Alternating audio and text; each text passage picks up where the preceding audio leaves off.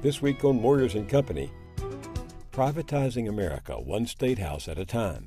Through ALEC, you can change the whole country without ever going to Washington, without ever having to go through a congressional hearing, without ever having to lobby on Capitol Hill, without ever having to talk to a president.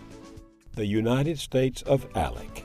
ALEC, the American Legislative Exchange Council, a consortium of corporations and state legislators with so much muscle, they're changing the country one law at a time, one state at a time.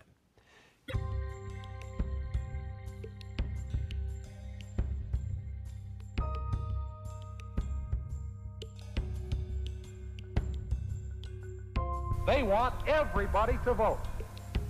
I don't want everybody to vote.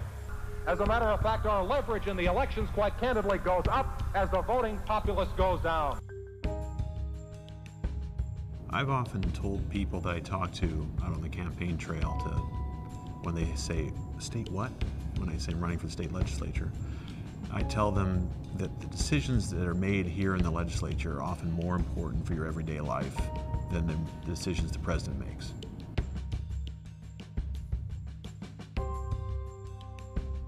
If you really want to influence the politics of this country, you don't just give money to presidential campaigns. You don't just give money to congressional campaign committees.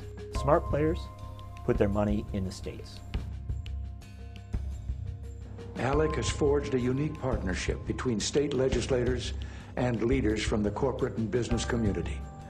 This partnership offers businessmen the extraordinary opportunity to apply their talents to solve our nation's problems and build on our opportunities.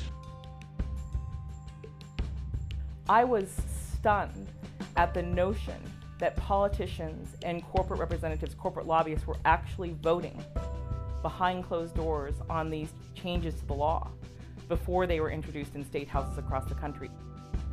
Corporate influence is tainting the legislative process, particularly out across the states, and average Americans are paying the price.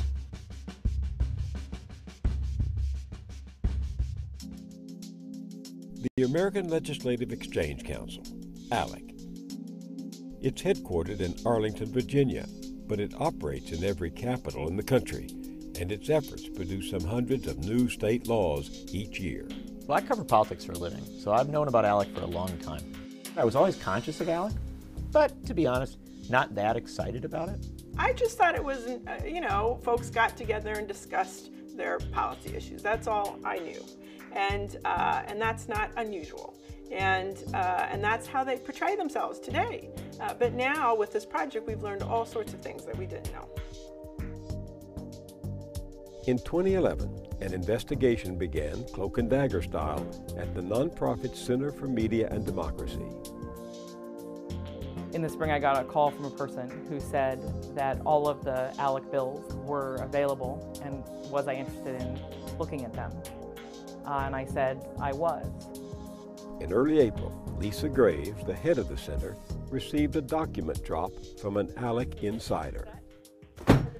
These are the bills that were provided by the whistleblower. That's just the index. They would come to tell a story, she says, of how a seemingly innocuous nonprofit was actually fronting for some of the world's most powerful corporations. ALEC had been changing the country by changing its laws, one state at a time. I remember the day well. It was first thing in the morning, and I looked at the bills, and I was astonished until I saw the bills and the depth and breadth and duration. I did not have a full understanding of their reach and their impact. Graves was familiar with some of the bills because versions of them had already become law in many states, but she'd had no idea ALEC was behind them. Bills to change the law to make it harder for American citizens to vote, those were ALEC bills. Bills to dramatically change the rights of Americans who are killed or injured by corporations, those were ALEC bills. Bills to make it harder for unions to do their work were ALEC bills. Bills to basically block climate change agreements, those were ALEC bills. The Center for Media and Democracy is a small, nonprofit investigative reporting group. Researchers here knew the documents they'd gotten had enormous implications.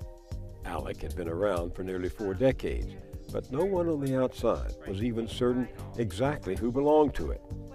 Graves and her team began to plow through ALEC documents, as well as public sources, to compile a list of the organizations and people who were or had been ALEC members. They found hundreds of corporations, from Coca-Cola and Koch Industries to ExxonMobil, Pfizer, and Walmart. Dozens of right-wing think tanks and foundations, 24 corporate law and lobbying firms, and some 1,000 state legislators, a few of them Democrats, the majority of them Republican. Julie Underwood, attorney and professor of education at the University of Wisconsin. I've done education policy for a long time. Many times said, you know, people are trying to defund and dismantle public education. But I'd never put all of these forces together until I saw all of those documents. The kind of changes that ALEC is trying to impose on public education isn't really just mild reform. It's actually creating a drastically different kind of educational system than what we have now.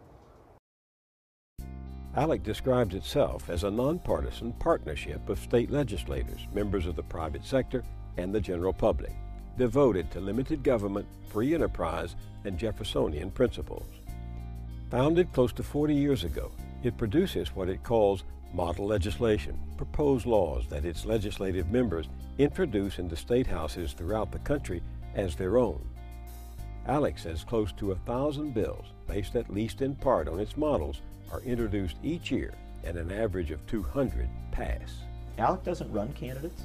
ALEC doesn't train candidates. ALEC doesn't really play politics, on election day. ALEC plays the day after the election. They look at who got elected and they say, you should join ALEC.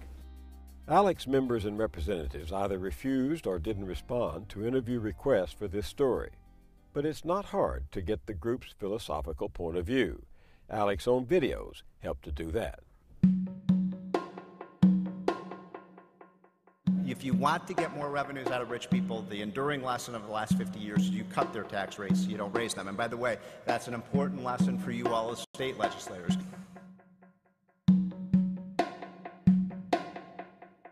This is really a great time to resize government and really hold the feet to the fire. Thank you. Actually, it's a pleasure to be able to stand here today and say that there are actually cities that very closely resemble what we envisioned many decades ago, where you have pretty much the private sector running almost entirely everything in the city. ALEC is a corporate dating service for lonely legislators and corporate special interests that eventually the relationship culminates with some special interest legislation, and hopefully that lives happily ever after is the ALEC model. Unfortunately, what's excluded from that equation is the public.